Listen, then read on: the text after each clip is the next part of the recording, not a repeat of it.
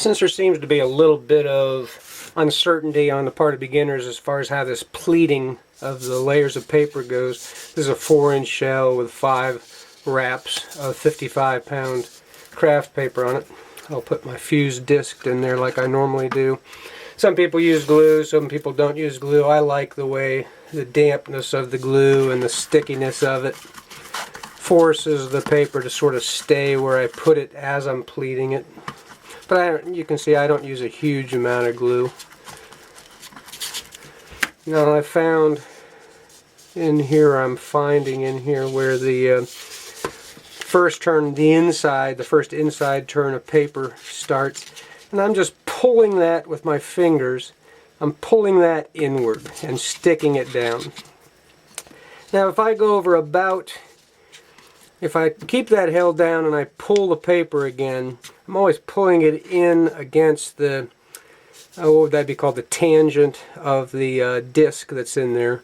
I'm pulling that in. With this size, this 3.5-inch former, I find that, each pleat starts about 3/4 of an inch over. And it's sort of by feel. I mean, sometimes you can see it's a 1/2 inch, sometimes it's 5/8, sometimes it's 3/4 of an inch. But if I pull in that straight and create the pleat, it just automatically sort of dimensions itself, I think, per the size of the disc and the case former and the shell. But I'm basically pulling it in, sticking it down. It creates a fold right there where it's going down. Naturally, the direction you go depends on what direction the paper was turned onto the former.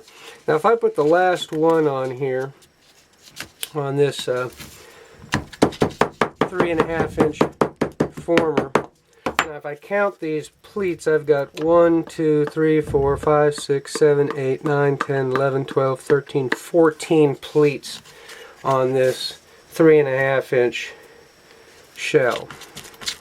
So that gives you a little bit of an idea of, somebody could figure out the number of degrees, or I mean, if each one's 3/4 of an inch, somebody could figure out the percentage of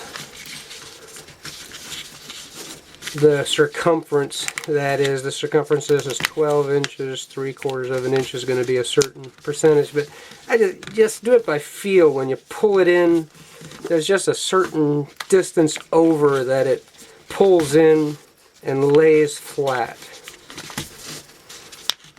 And I'm right-handed, but I can do this going either direction depending on whether I'm working on the top of the shell like I am here, or the bottom of the shell when I'm closing it up without a fused disc, and also the direction the paper was put on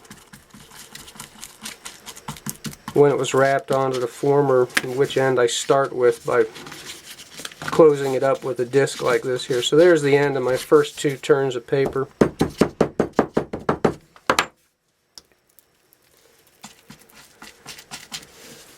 I like how this 55-pound paper lays down.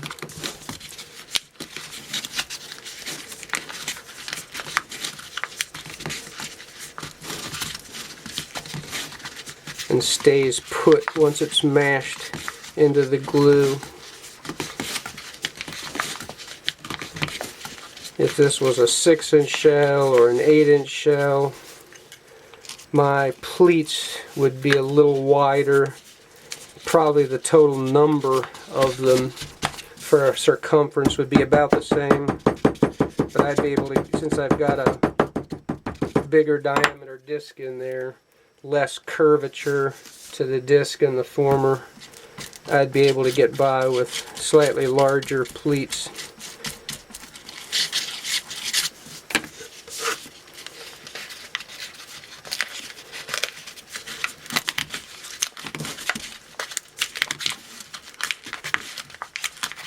The smaller the pleat, the less of a corner tries to get created down here where it's all folded and creased together, where it comes to a point. Paul's mentioned that in his shell construction. And the smaller the pleat that's taken, the less of a point tries to get created there. A little neater. The pleating and the folds and the creases and the points will be.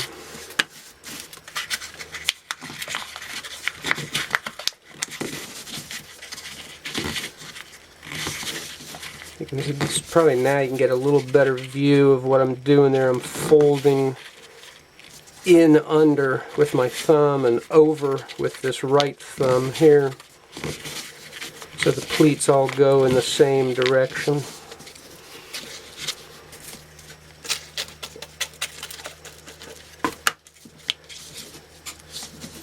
The last one, if I take a bring it in like that, I don't have any point here at all to speak of. I do like rolling. It's pretty nice and smooth and round there, but I do like rolling the former on the tabletop, workbench top. You can see it really creates it in there nice and round.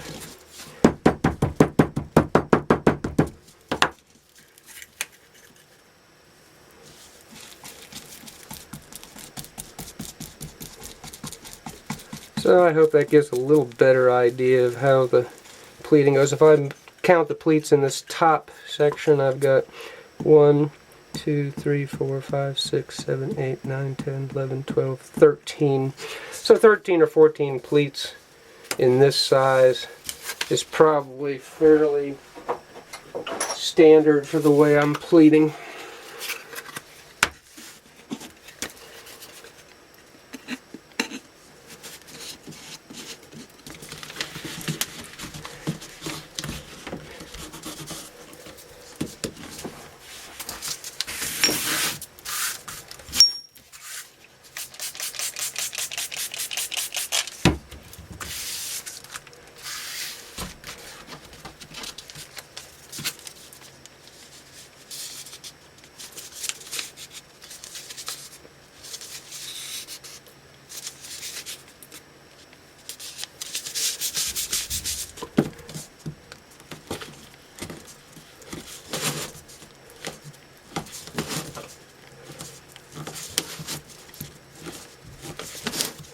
So there's a closed up can. I think the next shell like this, one of these TR headings, I'm going to play with Viking's method of making farfalla report inserts. So I think I'll set this aside to use when I play with those farfalla report inserts. I really like those. I like farfalla, and I like the effect he creates with those farfalla report inserts. There. That comes off the former pretty nicely, although I'll leave it on there to dry on there so it doesn't warp as it dries.